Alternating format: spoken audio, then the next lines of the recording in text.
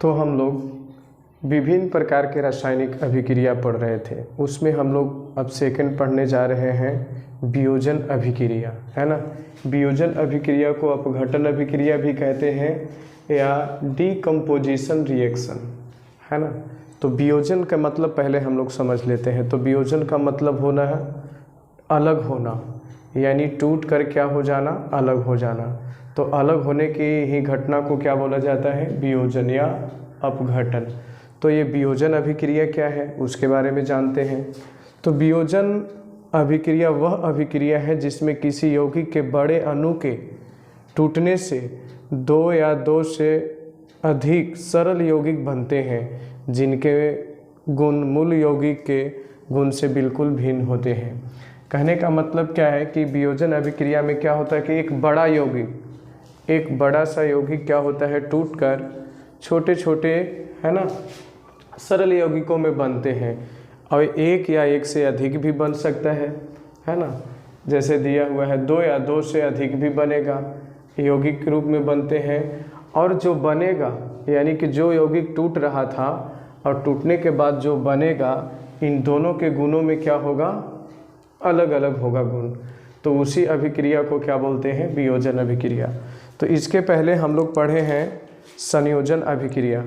तो ये वियोजन अभिक्रिया जो है ठीक संयोजन अभिक्रिया के क्या होता है, विपरीत। तो विपरीत कहने का मतलब क्या था कि संयोजन अभिक्रिया में 2 या 2 से अधिक पदार्थ यौगिक, है ना, जुट रहे थे और जुट के एक पदार्थ का निर्माण कर रहे थे।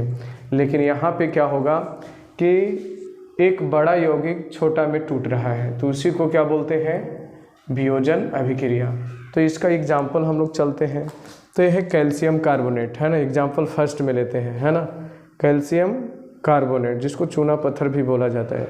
तो इसको क्या करते हैं कि जब अभिक्रिया करवाया जाता है जल से, तो एक कैल्शियम ऑक्साइड जिसको हम लोग बोलते हैं कली चूना, कली चूना, है ना, कली चूना, और इसके साथ क्या मुक्त होता है, कार्बन डाइऑक्साइड। ऊपर तीर का मतलब है एक गैस है।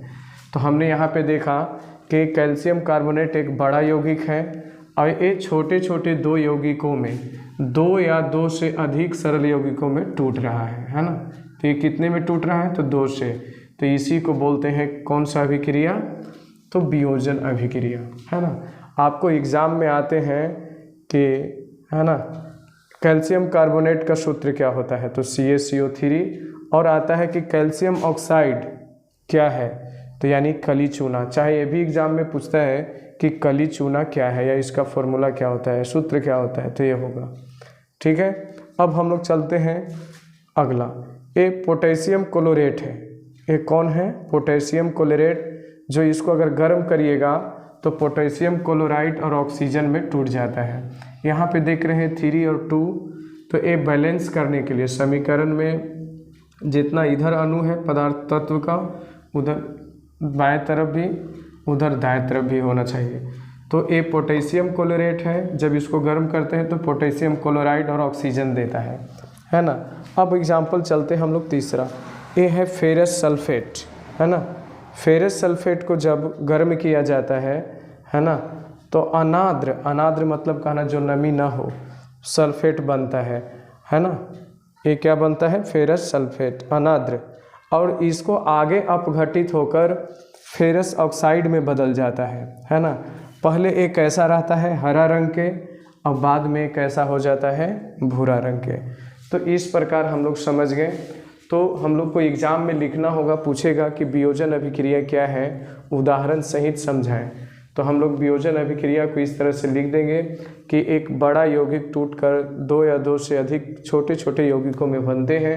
यह क्या होता है, संयोजन का विपरीत होता है, और एग्जाम्पल इस तरह से दे देंगे। ठीक है, तो इस प्रकार मेरा वियोजन अभिक्रिया फिनिश हो चुका। धन्यवाद।